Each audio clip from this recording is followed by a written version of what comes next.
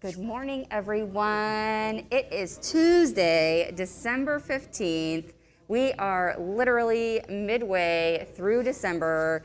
It's officially crunch time for the holiday shopping season. We found out yesterday with Green Monday that was it, folks. So now it is crunch time if you have holiday shopping to still do. I was bragging yesterday about how this is like the first year ever that I've been kind of ahead of the game when it comes to that. So a few more things to do, but I'm feeling pretty good right now. So it is also Touchdown Tuesday. So for the other fellow fuel, Hy-Vee, at your Hy-Vee Today, you can get that Touchdown Tuesday special that they have. And the Hawks did score 28 points, so spend 28 bucks in the store, get 28 cents on your fuel saver to use for gas, which is pretty cool right now because I think it's like decently cheap right now. Plus, if you get your fuel saver off, it feels really good to have that savings. So spend $28 in the store on anything, and you can use that Touchdown Tuesday special over at the Hy-Vee gas station this month. I'm feeling really good about this day. National days line up with my sweet tooth, and today happens to do that very nicely. So if you haven't already had a cupcake for breakfast, you definitely need to grab some and have a cupcake today because it's National Cupcake Day. And if you don't, I mean, what kind of person are you if you don't celebrate a national? So, National Cat Herders Day, and this seems like a very important holiday. I have no idea what exactly we're supposed to do aside from just like herding some cats, which I don't know. I mean, there are a lot of stray cats in my neighborhood that I adore, so I guess I'll just go home and try to herd those around the yard today so that I can celebrate that holiday. And then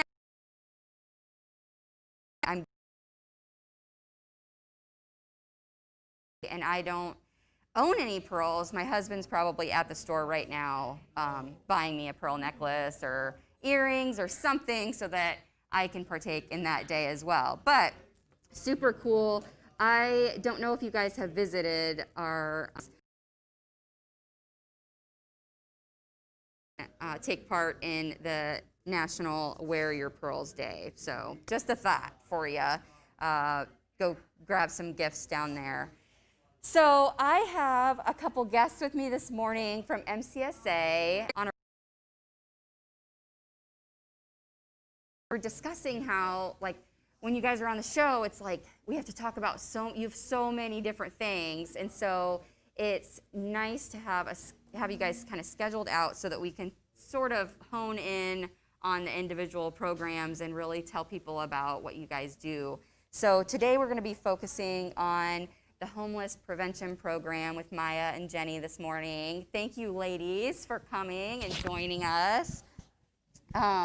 So tell me a little bit about, I guess, your role. We know Jenny. She's told us what her role is, but what your role is at MCSA. So with the Homeless Prevention Program, so there's kind of an outreach sort of side to it, which I do. Yep.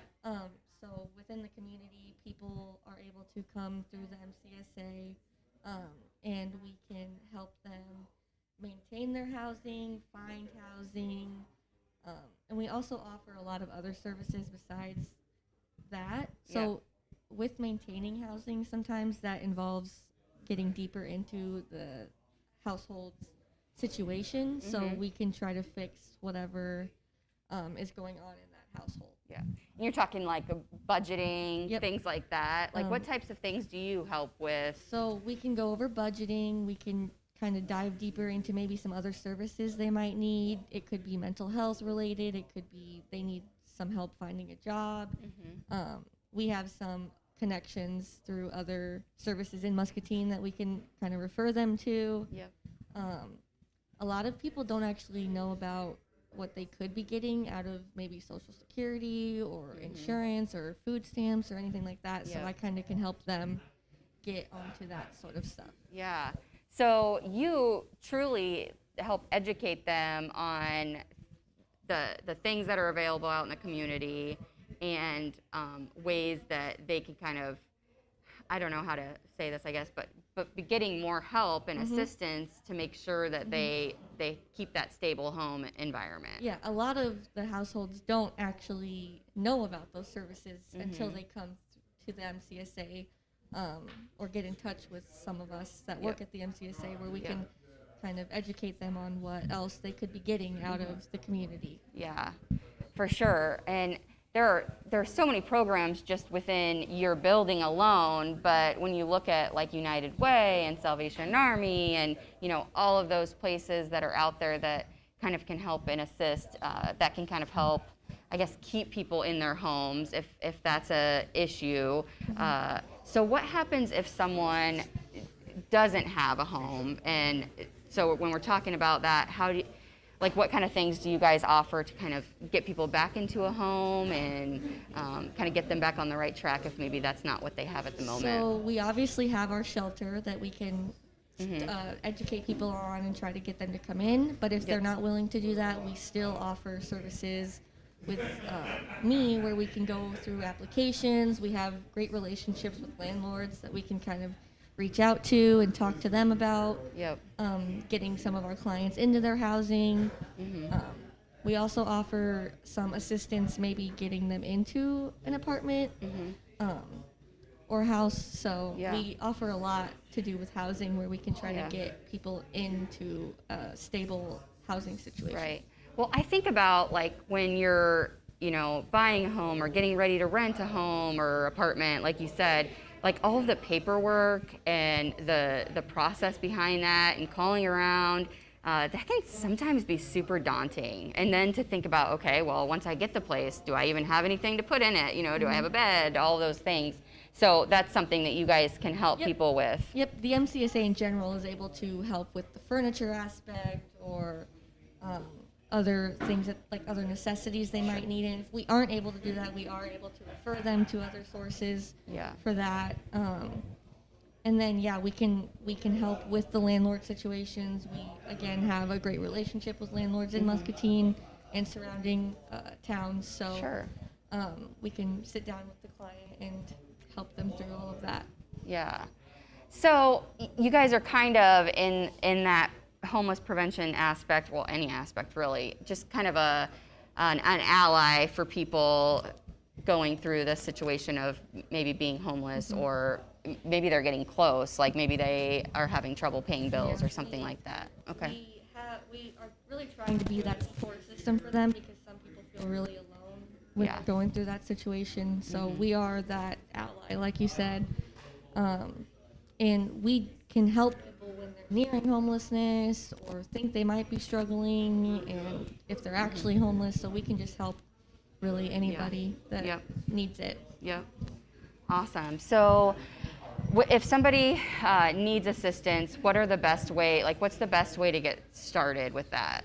So they should definitely reach out to the MCSA, and then it's just like a process of trying to understand the situation, and then we can talk with them through the situation and maybe possibly offer some financial assistance to help them get back on their feet. Cool. And with the homeless shelter itself, there are different parts of that, correct? I mean, so what all do you guys offer as far as that goes? So we have the kind of 3 different parts, I would say. So we have the men's dorm upstairs, and then that's kind of like an apartment for men that need lower income housing. And then we have the family shelter, which is great for families, of course, with children. Single women as well are able to go in there. It's very safe. And then we have our men's shelter, where we put single men, of course. Sure. So. Okay. So a little something for everyone, depending on what the needs are. So what would you say, like, what are some of the first signs that like, I guess that process is starting, like the struggle has begun, and when you feel like someone might be kind of heading towards, like, losing a home, and kind of getting into that situation? Is there stuff that people should be, like, I guess, looking for? I mean, even just as a friend or family member, are there signs that you can see so that you can reach out and help a family member?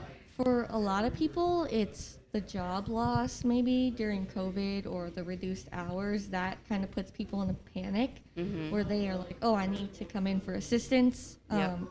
Some other things, we always like to think of it as how someone is always probably a paycheck away from possibly losing their housing. Yeah. So it really comes down to the money aspect, I think. So if you see someone struggling financially, like maybe their car broke down, then they're probably a little bit worried. So Yep.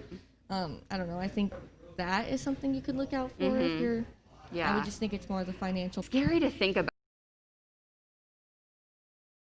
People are one paycheck away from, being in trouble, and especially when you're talking about, like, the times that we're in right now where people are, I mean, if they haven't lost their jobs, a lot of people have lost hours and income, and when you're living paycheck to paycheck, that can really be scary.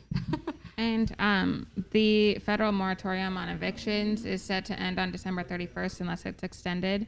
So we know that there are a lot of people who are one paycheck away from homelessness, but now that will be amplified by those who haven't had to pay rent for the past few months during the pandemic. So unless it's extended, we're anticipating an influx of folks reaching out because they will be evicted. Like, landlords won't be facing the same penalties if they evict them. So that's where we really want people to give us a call or come into the front desk.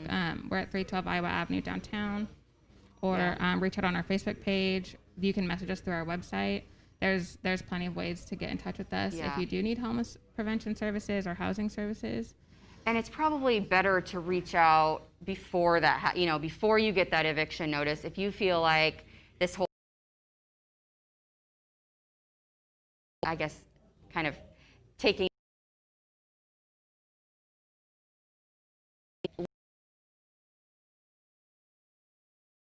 and the reason that you're still in your home, throughout this. The sooner the better. And we also know that it's hard. Like, they have a really hard time expressing that they're vulnerable or like getting up the courage to reach out. It's really uncomfortable, but our goal is to make the process as comfortable as it can be. And, like, we're all human and we want to help you, where it's not like a judgment process. We want to help you. So even if you, like, are thinking you may end up being homeless in a few months, or if you know that, like, at the end of December you might not have stable housing, like, it's never too late. Like, we can always work through it and see, like, what we can do for you.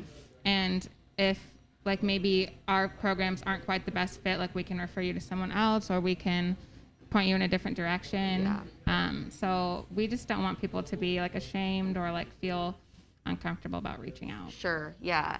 And it's tough to ask for help sometimes, and like you said, to feel vulnerable, but you're not alone, I guess. We just said, there are so many people who, if they lost a paycheck, or if, like you said, a car broke down and all of a sudden you need a couple $1,000s to fix it, or, I mean, that's a huge deal, and a lot of people are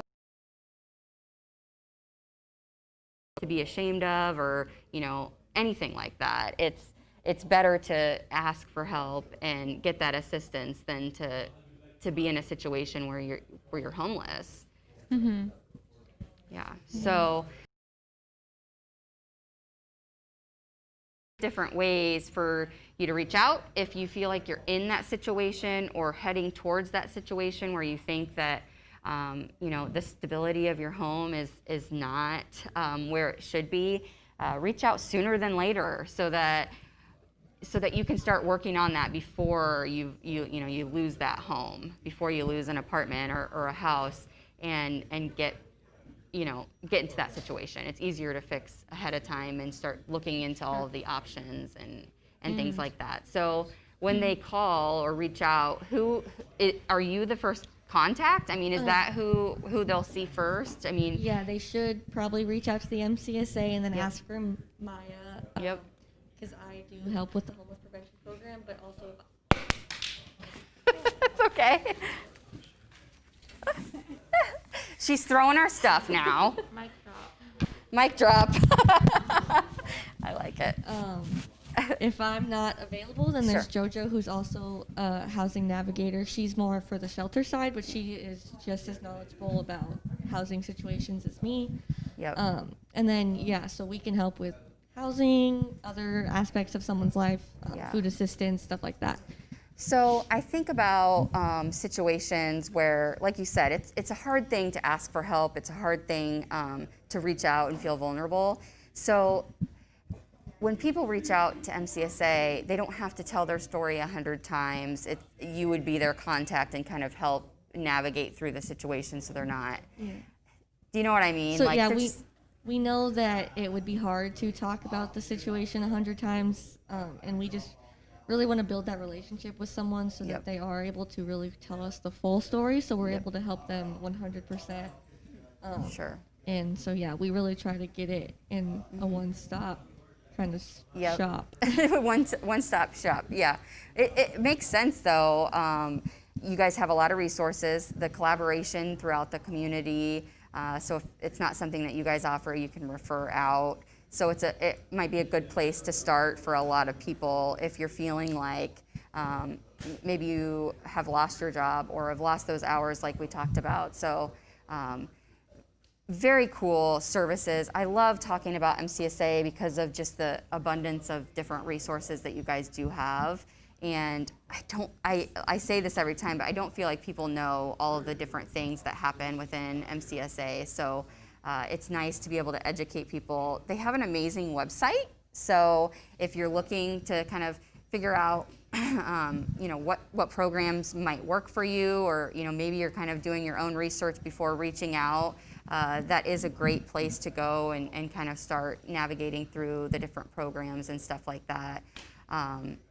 When we talk about the homeless prevention and stuff, I assume that would start kind of with maybe the groceries and food, which is also something you guys can assist with in that process. So anything else that you feel like we should chat about? I think the key is to reach out and to know that you have allies at MCSA that want to help prevent you from becoming homeless or get you into a home. And so regardless of where you are in that process, whether you're still in your home and afraid that it's not stable and maybe once this is lifted at the end of the month that things are gonna not be good, then reach out. Or if you feel like you're headed in that direction, or you're that one paycheck away from being in a really hard spot, reach out and start working on that now. I always say, like,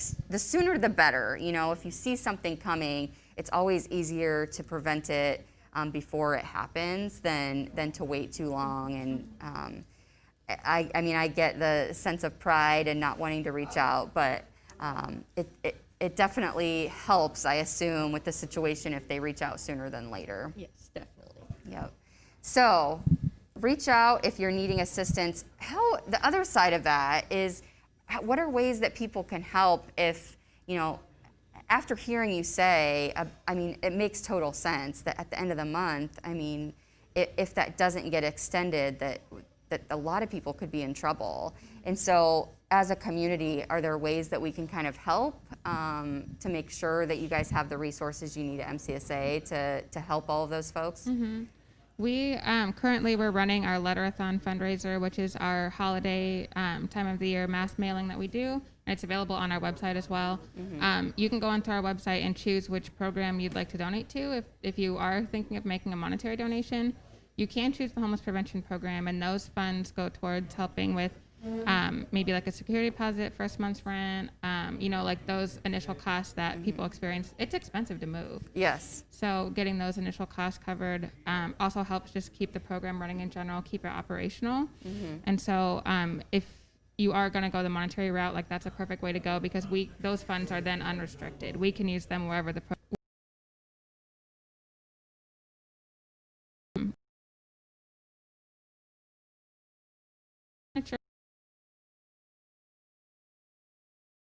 they might need diapers for their baby, like something like that. So if you go onto the needs list on our website, you can read what our shelter typically goes through and the supplies that we like to have on hand to help those clients better.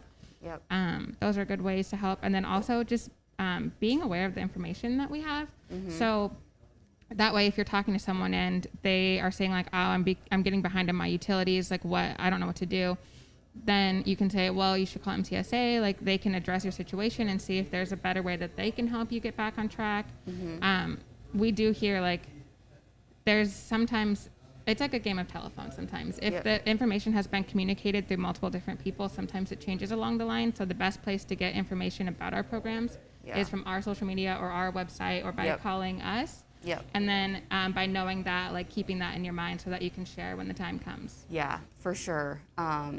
And it is important to reach out for that help, but it's important as a community that we help support and like you said, just know what's available yourself so that you can assist other people when you hear a story like that. Because I imagine a person would probably come to a friend or family member before they reach out to an organization like that. So if you have that knowledge and you know what's out there, it's easier to help. And once you get behind on utilities or rent or whatever, it's hard to get caught back up. And so having resources like this available in our community is so important. And for us to know about those services is even more important. I know even back when I worked at the hospital, this was conversation that was being had. Like there are so many resources within the community, but so many people don't know about them, and so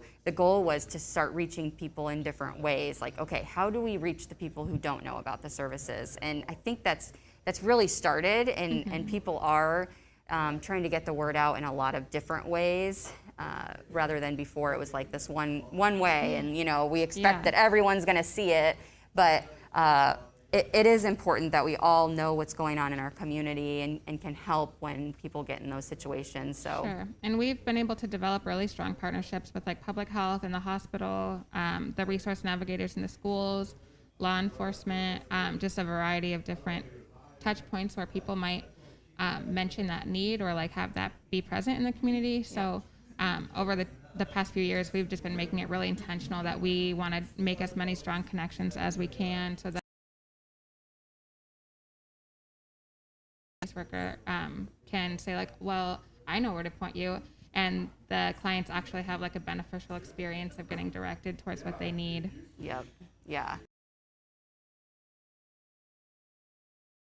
Tossed around here is definitely a benefit when you're talking to someone who's in a tough spot and needs a little bit of assistance. So definitely educate yourselves like that. If nothing else, that is such an important part to educate yourself on all of the resources that we have in our community. So like you said, if somebody does reach out, what's available and what's out there, and or at least know where to direct them first and who's going to have the most resources. So, and it sounds like Maya's your girl.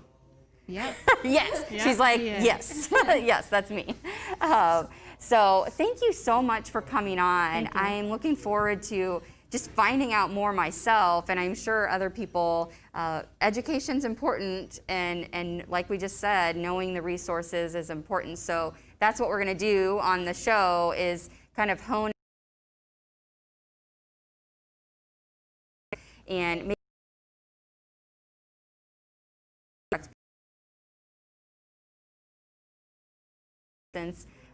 how to reach out in the right way so that you get as much assistance as we can give you.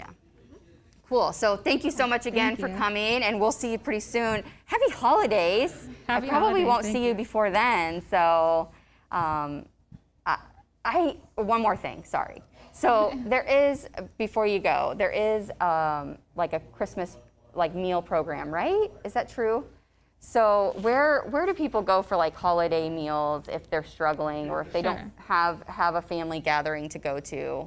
Sure. So it looks a lot different. Usually we do like a big, a big holiday party. We can't do that this year, but we had a partnership deal with Salvation Army. So MTSA did like a turkey distribution, a Thanksgiving themed meal. Yep. And then Salvation Army, we did the deal through Hy-Vee where we got turkeys and hams. So Salvation Army got those hams, and I think we're waiting on details on when they're going to host that. Okay. But our food pantry will be open a few more times this month. It will be closed I believe it's the 24th, right before the holiday, and then the same for New Year's. But if you need food for the holiday and you know that's coming up, we encourage you to visit the food pantry. It's on Tuesdays and Thursdays at MTSA from 10 to noon. But otherwise, there are a bunch of other service providers in town. Salvation Army, the churches. I guess I would suggest either calling our front desk or calling around to your go-to site and then asking them what their plans are. But there's resources out there. No one is going to go hungry for this Christmas if we have anything to do with it. So I guess I just I'm like, wait a second, I'm not going to be able to talk to them before the holidays. So if a meal for the holidays is something that you're kind of worried about or is kind of weighing on your shoulders, there are resources out there. I know, talking to Greg, they have plans at Salvation Army. And like you said, if you need to visit the food pantry before the holidays, to do that sooner rather than later so that you're not, Christmas Eve wishing that you had gone. So thank you again. Sorry. I'm like, wait. We're happy to be here. Thank you. Thank you very much. We'll see you soon. So I am going to move on to, wait, stop, again. I forgot. We have to do what's in the box. You're excited, Maya's right? taking this one. I don't know. Maya's taking this one, so there you go. So this is what you do since you're a newbie. You're going to stick your arms in the sides, okay? There's little armholes. And then you have to close your eyes. Okay. And pop open the front doors so that people can see what's in the box. And obviously you can't. So you'll have to kind of feel it and figure out. It's nothing gross, I don't think. I didn't put it in there, but. So pop them open, close your eyes. Close my eyes. Okay. Close your eyes, yep. And then feel around to see, I don't even know. Okay, so it is getting chillier out, so I'll give you a guess. This might be something that you would need.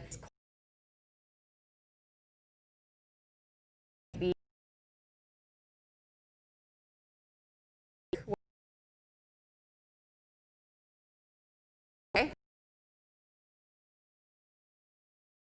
Probably cold medicine. Cold medicine. I don't know if it's nighttime or daytime. I don't know if it, come on, you have to guess, nighttime or daytime. No, I'm just kidding.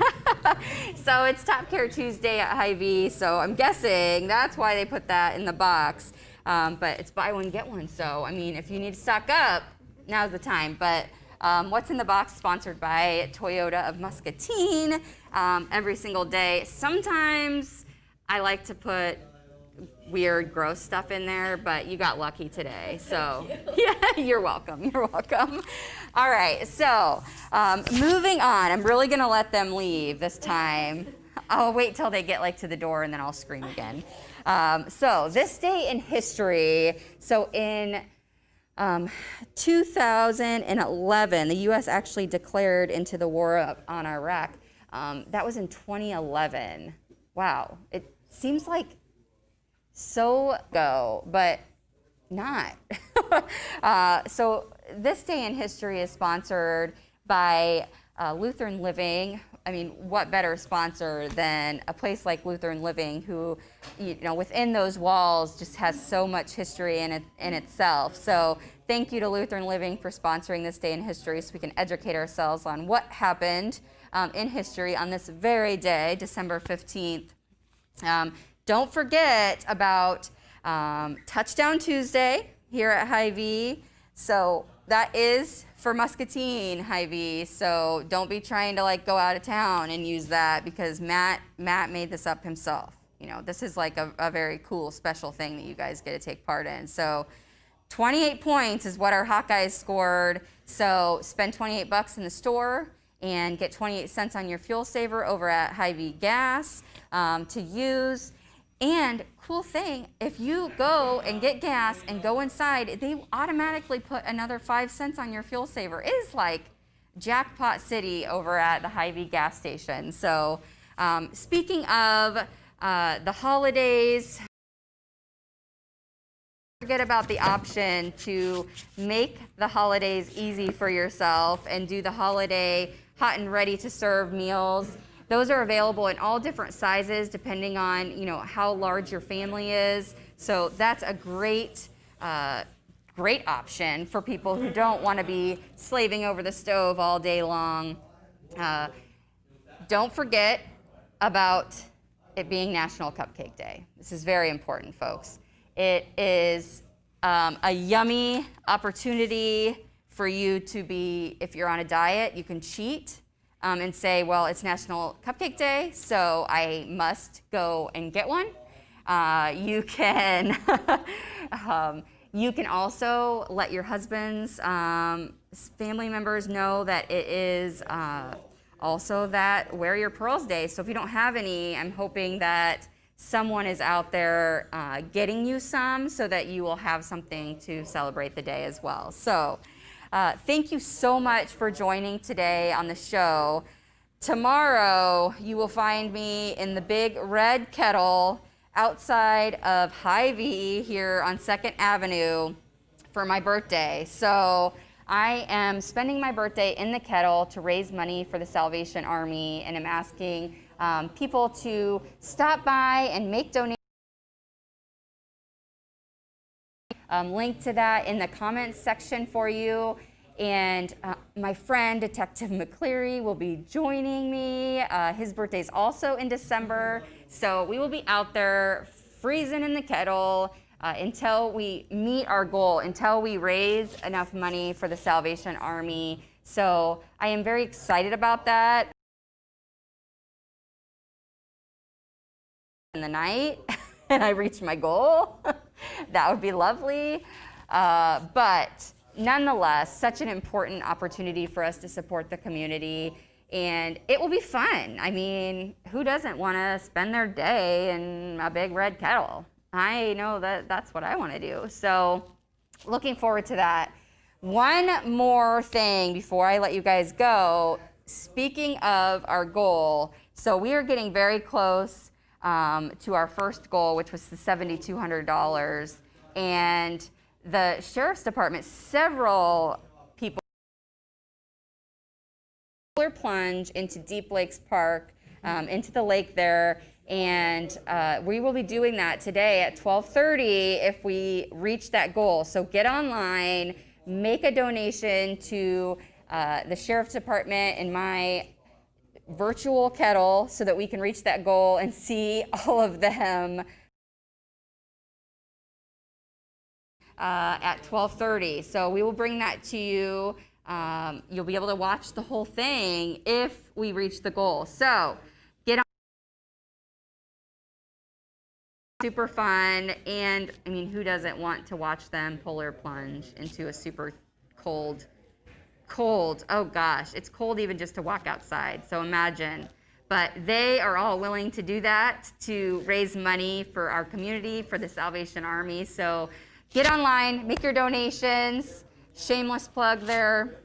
I also don't really want to spend the whole night in the big red kettle, so I mean, I'll stay there as long as I have to, but I would love for you guys to make some donations so we can see Detective McCleary and the rest of the crew plunge today at 12:30. So until then, until I see you tomorrow in the big red kettle, remember that kindness is free, so spread that stuff wherever you go.